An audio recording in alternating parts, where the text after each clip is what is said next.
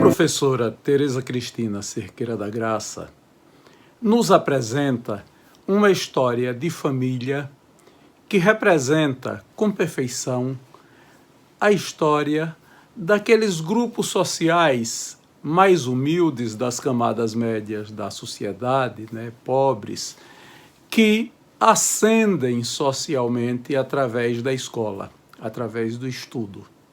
A gente percebe com clareza esse processo quando ouve o depoimento de Tereza Cristina sobre a sua história de vida, como ela nos relata como uma família numerosa, um casal com 9 filhos, ela era o mais velho desses 9, consegue educar os filhos, criar os filhos e fazer com que cada um procure o seu caminho de posicionamento social para exercer a cidadania, se transformar num profissional competente e num cidadão socialmente útil.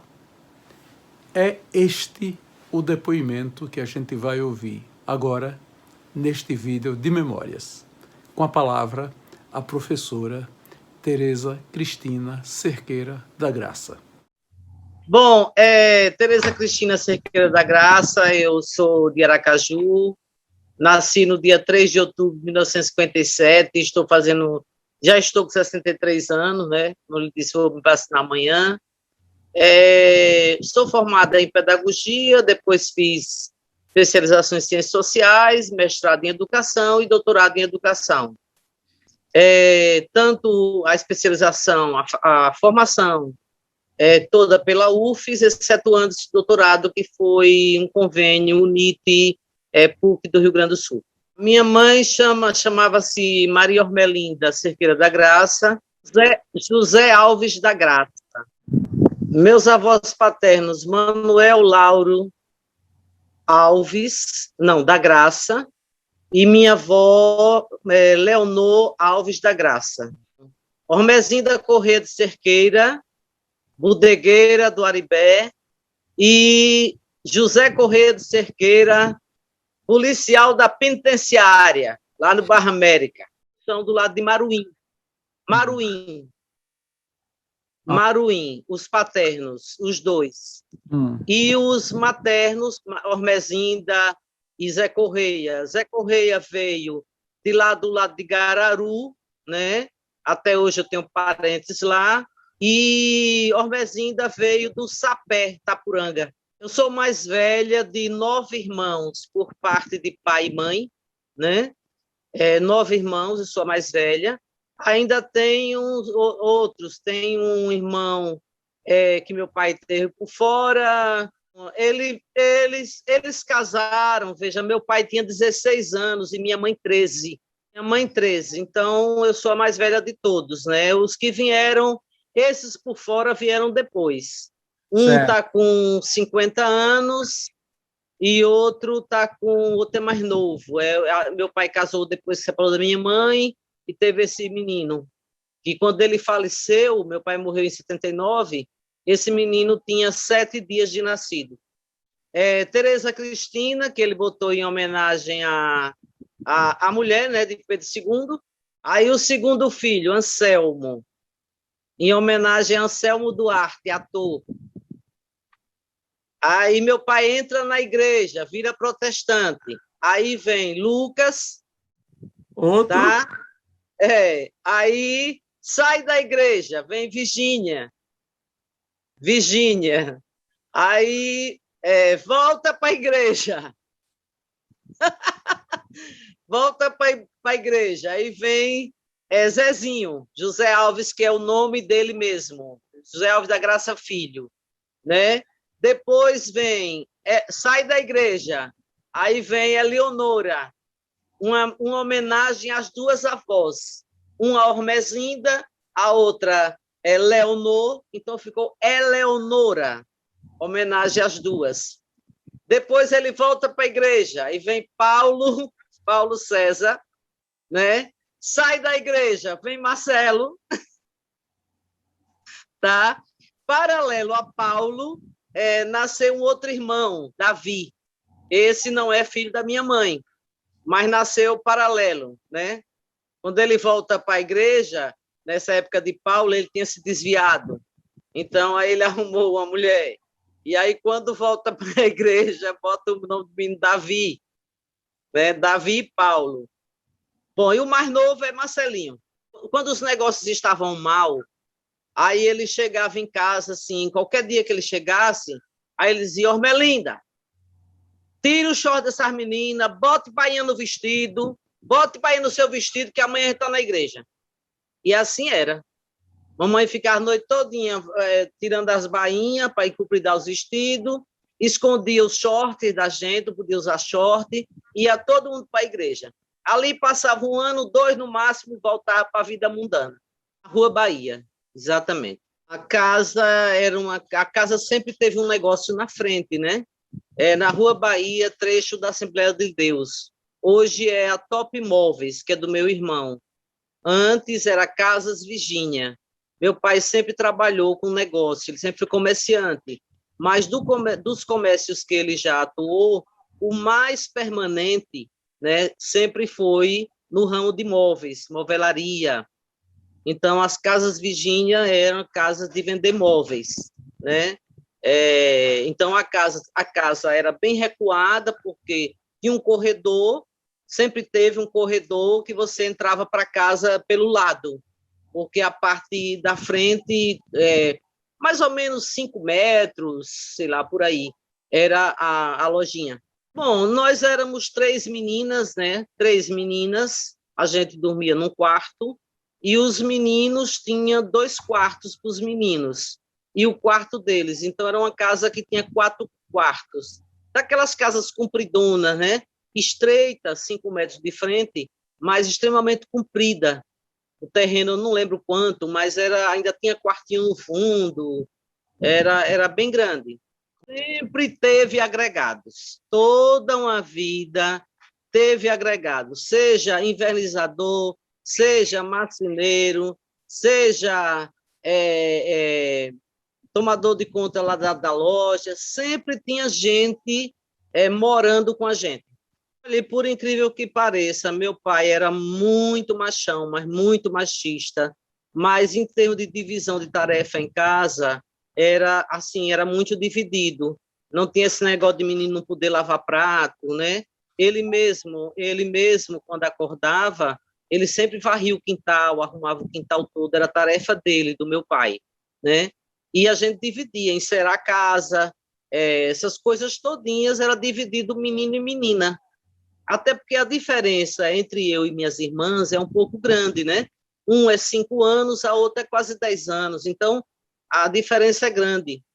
Aí ele dividia, e para isso ele não tinha coisa. E também tinha épocas que os meninos, quando estavam ficando maiores, que começavam a aprender a invernizar móveis, a lixar, aí iam também ajudar nessas tarefas. Olha, eu lembro a Rua Bahia de Pissarra ainda, né? Inclusive, o movimento já era grande, a Rua de Pissarra, e à tardinha, não só meu pai, como vários outros vizinhos, pegava uma lata de goiabada com uma ripa pregada para ficar aguando a rua do esgoto, né? Então, era uma rua, a gente de noite brincava de pembarra, de esconde, na rua mesmo, naquela rua, imagine, o trecho da Rua Bahia, entre Rio Grande do Sul e Mariano Salmeron. Lembro do calçamento, quando foi feito o calçamento, quando foi feito o asfaltamento, tá? Então, esse processo todo dessa, digamos assim, a melhoria urbana do bairro, eu vivenciei, né? Eu vivenciei. Então, era a pracinha do Siqueira, né, que é a única, praticamente, só tem ela, passou por diversas reformas, tá certo? E essa coisa do crescimento do veio comercial do bairro, também acompanhei bastante, empresas que lá se instalaram, pessoas que negociavam, e hoje já é outra coisa, já é outro ramo, mas tinha muita coisa, né, no Siqueira, bares, loja de imóveis. Eu lembro que teve uma época que eu já mocinha, tinham 3 lojas, era a Moderna, na própria Rua Bahia, no trecho já chegando em Carlos Correia, e tinha uma Cátia Virgínia, que era de um crente também, amigo do meu pai, já chegando na Desembargador Manhã. Minha mãe, não. Minha mãe só veio ter atividade econômica depois se separou do meu pai, já em 1970, 75, 74, 75, por aí. Ela era dona de casa, com tanto filho, né, para cuidar. Era do SAPES. Eu acho que o primeiro emprego dele, o SAPES, ainda, eu acho que já ainda no final dos anos 50, talvez começo de 60, quando colocaram um armazenzinho do SAPES no Siqueira Campo, lá perto do Cinema Bonfim, né? Aí eu acredito que o primeiro emprego foi esse. Também foi corretor de imóveis, tá? E teve armarinho, ele já negociou com laticínios, né? E ele foi caminhoneiro nos anos 70. Então, era assim, quando uma coisa estava ruim, ia para outra, né? E na minha casa eu fui criada dessa forma. Vamos supor, tinha épocas que a gente tinha assim, um monte de televisão dentro de casa, quando a televisão era uma coisa rara, a gente tinha televisão na frente, no meio e no fundo, né? A gente tinha máquina de lavar, a gente teve piano, tá? Até piano teve. E tudo quanto é eletrodoméstico, duas empregadas e tal. Aí, no outro dia, botava-se tudo isso dentro de um caminhão e acabou a bonança. Despedia-se as empregadas e estava todo mundo na pobreza. E assim passava um tempo para depois. Bom, nós estudávamos de manhã, né? Então, logo cedo, geralmente era meu pai que acordava, quando ele estava em casa, né? Ele acordava a gente tomava café, ia para a escolinha, né? Eu ia para a escola, o educandário evangélico, que hoje é o Ágape, uma escola conveniada do município. Aí estudava eu, meu irmão Anselmo, meu irmão Lucas e minha irmã Virgínia. Nós estudávamos lá. Os pequenos iam para o Jardim de Infância H6 Vieira, né?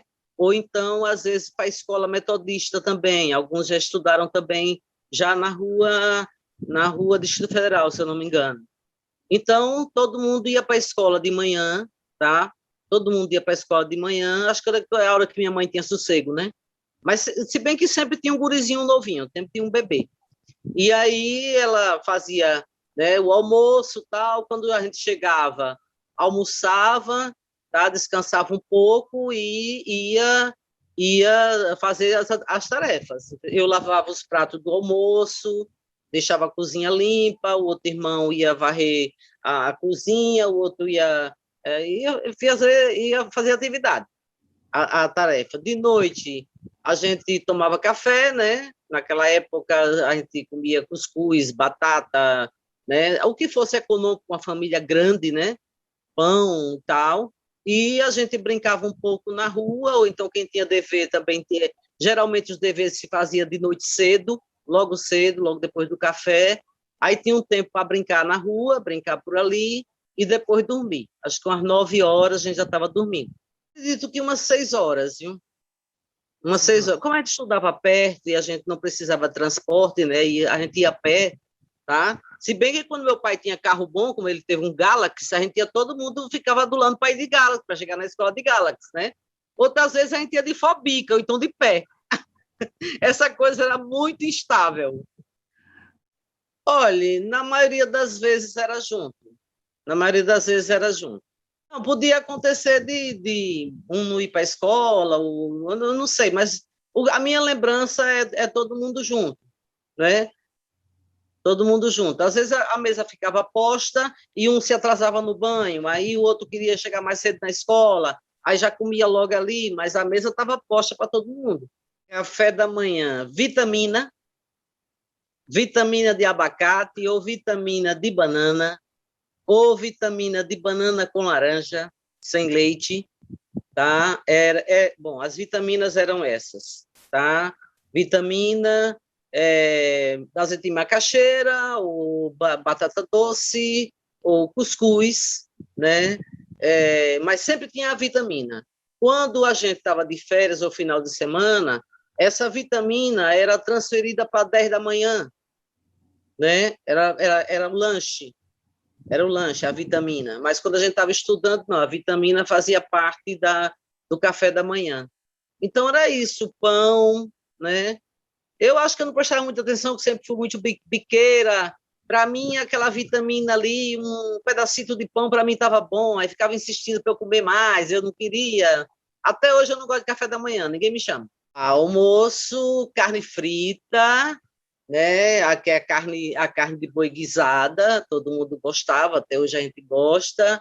Era galinha, né? O almoço de domingo geralmente era especial, era galinha com macarrão com ervilha, com o macarrão tinha é, o ovo, né? O ovo cortado em rodelas e às vezes um queijinho passando. Isso era uma coisa especial. Mas o dia a dia era isso, era feijão, não faltava feijão, todo dia tinha feijão, bife de fígado, que minha mãe fazia um bife muito bom, até hoje ninguém faz igual, galinha, né, guisada, era muita coisa guisada, a gente comia pouca coisa assada ou frita, né? Todo mundo gostava muito de caldo, e botar farinha no caldo, né? Acho que é um hábito bem nordestino e também para render a comida, a verdade é essa também, né? Havia uma insistência de salada lá em casa no almoço, tá? Eu gostava, a salada verde eu gostava. Salada alface, tomate, cebola, pimentão, isso sempre tinha, sempre tinha. Às vezes minha mãe inventava uma salada de legumes, mas aí eu já não gostava, outros também não gostavam. Tal, não fazia muito sucesso não, essa salada de legumes não.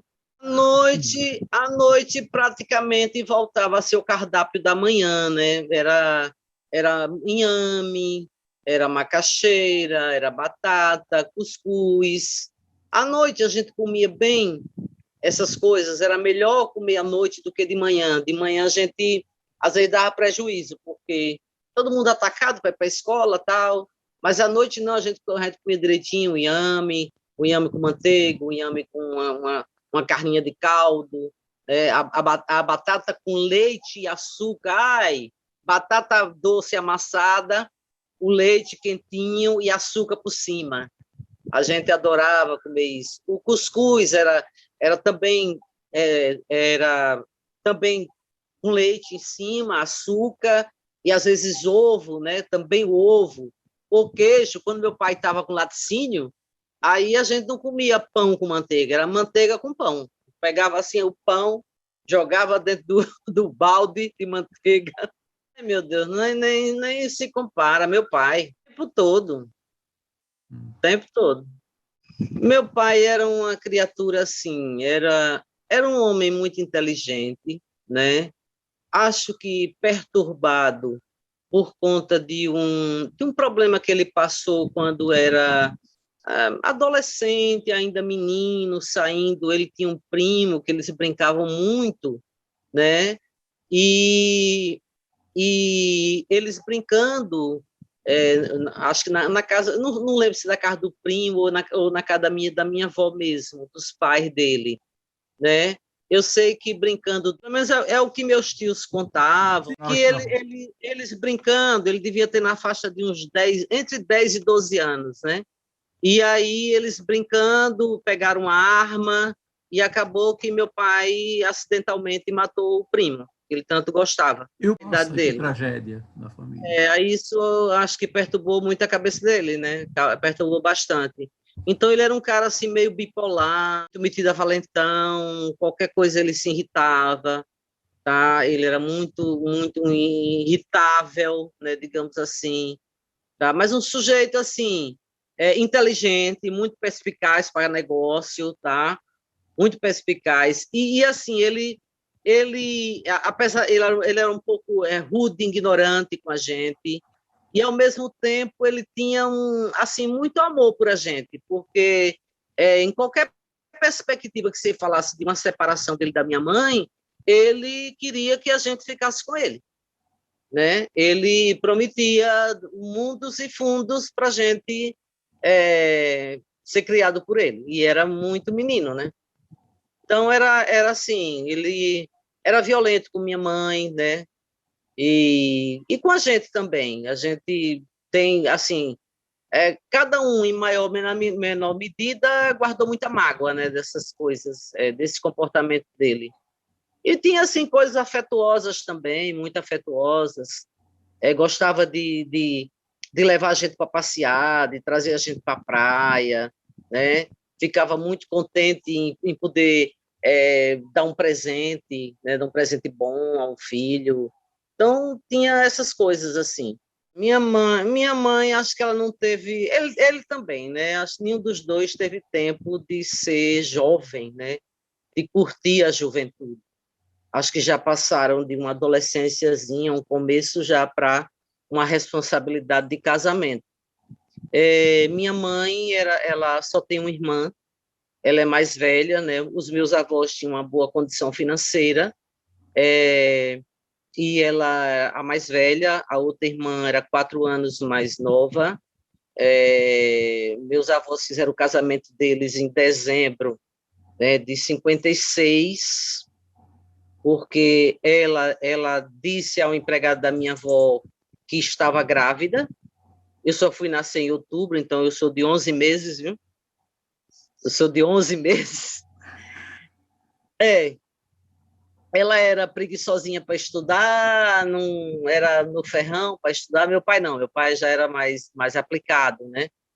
Segundo contam, o professor Zé Bezerra, um professor da escola normal, que eu acabei encontrando com ele, ele foi meu professor, e ele fez a relação entre eu e meu pai, né, que foi professor do meu pai na Escola Técnica do Comércio, e ele disse que meu pai tinha um futuro assim, acadêmico, né, porque tinha muita facilidade, era muito inteligente e tal, e gostava de estudar. E minha mãe não, minha mãe, então ela saiu da tutela dos meus avós, né, para a tutela do meu pai, tá? Então, ela depois é que ela vai, né? Já 34 anos, minha mãe separa do meu pai, já mãe de 7, 8 filhos, né? Então, aí que ela vai tomar pé das coisas, que ela vai começar a ter uma vida dela, vai fazer cursos, vai trabalhar em hotel, vai fazer curso de manicure, pedicure, e vai ter uma vida mais independente, né? Mas antes não, ela vivia em função dos filhos, em função do meu pai. Apesar dos dois saírem da escola, assim, cada um com sua idade, minha mãe, ele saiu no 8º ano, que é o que hoje é o 9º ano, e ela saiu no que hoje é o 7º ano, mais ou menos, né? E saíram para casar, saíram da escola para casar.